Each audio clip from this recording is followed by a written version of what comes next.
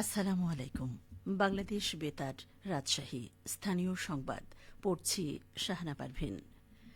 Rajshahi medical college হাসপাতালে সাপে কাটা রোগীর জন্য পূর্ণাঙ্গ ও পৃথক একটি ওয়ার্ড খোলা হয়েছে।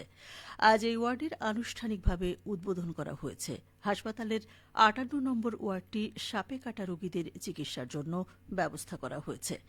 রাজশাহী মেডিকেল কলেজ হাসপাতালের মুখপাত্র ও ইমার্জেন্সি বিভাগের ইনচার্জ ডাক্তার শঙ্কর কে বিশ্বাস জানান, রাজশাহী ও আশপাশের জেলায় সাপে কাটা রোগীর সংখ্যা বৃদ্ধি পেয়েছে, তবে হাসপাতালে চিকিৎসা নিতে আসা আক্রান্তদের সংখ্যা তুলনামূলক কম। সাপে কাটা রোগীদের সচেতনতা বেশি প্রয়োজন। এখনও অনেকে ওঝা বা কবিরাজ নির্ভর। পরিস্থিতির উত্তরণের জন্য হাসপাতাল তৎপর রয়েছে, তাই রোগীদের কথা বিবেচনা করে পৃথক ওয়ার্ডের ব্যবস্থা করা হয়েছে রাজশাহী মেডিকেল কলেজ হাসপাতালে।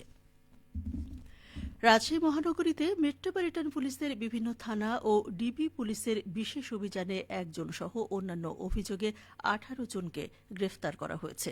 গত ২৪ ঘণ্টায় মহানগরীর বিভিন্ন স্থানে পরিচালিত বিশেষ অভিযানে বিস্ফোরণ ঘটানো, অবৈধ প্রভাব বিস্তার, অবৈধ অস্ত্রধারী ও সন্ত্রাসী তৎপরতার অভিযোগে একজনকে গ্রেফতার করা হয়।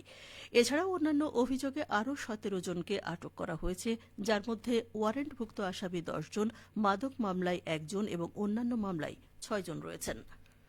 বিশেষ অভিযানে গ্রেফতারকৃত অবৈধ অস্ত্রধারী মোহাম্মদ লিখন ইসলাম রাজশাহী মহানগরীর বোয়ালিয়া মডেল থানার রানীনগর এলাকার বাসিন্দা। গ্রেফতারকৃত আসামিদের বিরুদ্ধে আইনগত ব্যবস্থা গ্রহণ করেছে রাজশাহী মেট্রোপলিটন পুলিশ। নাটোরে অবসরপ্রাপ্ত সরকারি কর্মচারী কল্যাণ সমিতির অনুদানের চেক বিতরণ করা হয়েছে। আজ জেলা প্রশাসকের সম্মেলন কক্ষে উপকারভোগীদের মাঝে এসব চেক হস্তান্তর করেন জেলা প্রশাসক আসমা শাহীন। অনুদানপ্রাপ্তদের মধ্যে শিক্ষাবৃত্তির ১,১৩,০০০ টাকার চেক পেয়েছেন ১৭ জন, ২,৫২,০০০ টাকার চিকিৎসা ভাতার চেক পেয়েছেন ৪৯ জন এবং ৩,২৪,০০০ টাকার এককালীন অনুদান পেয়েছেন ৫১ জন। প্রাণিসম্পদ বিভাগের প্রশিক্ষণ ও উন্নয়নমূলক বিভিন্ন পদক্ষেপ গ্রহণ করার ফলে নাটোরে ডিমের উৎপাদন ক্রমান্বয়ে বেড়েছে। বর্তমানে জেলায় ২৭ কোটি ৩৮ লক্ষ ডিম উদ্বৃত্ত থাকছে। জেলার প্রাণিসম্পদ বিভাগ জানিয়েছে, ২০১২-১৩ অর্থ বছরে জেলায় ১৩ কোটি ১০ লক্ষ ডিম উৎপাদন হয়। বিগত এক যুগ ধরে ডিমের উৎপাদন ক্রমশ বেড়ে বর্তমানে হয়েছে ৪৬ কোটি ৭২ লক্ষ। জেলার মোট জনসংখ্যা ১৮,৫৯,৯২২ জন। বাৎসরিক জনপ্রতি ১০৪টি হিসেবে জেলায় ডিমের চাহিদা ১৯ কোটি ৩৪ লক্ষ। অর্থাৎ চাহিদা মিটিয়ে উদ্বৃত্ত থাকছে ১৫ কোটি ৫৪ লক্ষ ডিম। জেলা প্রাণিসম্পদ কর্মকর্তা মোহাম্মদ সেলিম উদ্দিন বলেন, প্রাণিসম্পদ বিভাগ পোল্ট্রি খামারিদের নিয়মিত প্রশিক্ষণ দিয়ে যাচ্ছে এবং নতুন নতুন প্রযুক্তি সরবরাহ করছে। সরকারের এসব উদ্যোগের সুফল হিসেবে নাটোর ডিম উদ্বৃত্ত জেলায় পরিণত হয়েছে। পাবনার সাঁথিয়া ও ফরিদপুর উপজেলায় মৎস্য সুরক্ষা ও সংরক্ষণে উপজেলা প্রশাসন, মৎস্য বিভাগ, সেনাবাহিনী এবং পুলিশের যৌথ অভিযান চালানো হয়েছে। অভিযানে ৪০ লক্ষ টাকা মূল্যের অবৈধ চায়না দুয়ারি জাল জব্দ ও ৩ জনকে অর্থদণ্ড প্রদান করা হয়। গতকাল দিনব্যাপী ফরিদপুর উপজেলার ড্যামরা ও সাঁথিয়া উপজেলার রূপসী এলাকার ৫টি চায়না দুয়ারি জাল কারখানায় এই অভিযান চালানো হয়। উপজেলা প্রশাসন জানায়, অভিযান চালিয়ে আনুমানিক ৫৬,০০০ মিটার অবৈধ জাল এবং জাল তৈরির উপকরণ জব্দ করা হয়।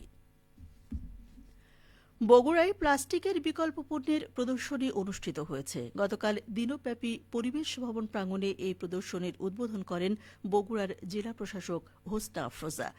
তারুণ্যের উৎসব উপলক্ষে পরিবেশ অধিদপ্তর রাজশাহীর বিভাগীয় কার্যালয়ের আয়োজনে অনুষ্ঠিত প্রদর্শনীতে প্লাস্টিকের বিকল্প উৎপাদনকারী ১০টি প্রতিষ্ঠান অংশ নেয়।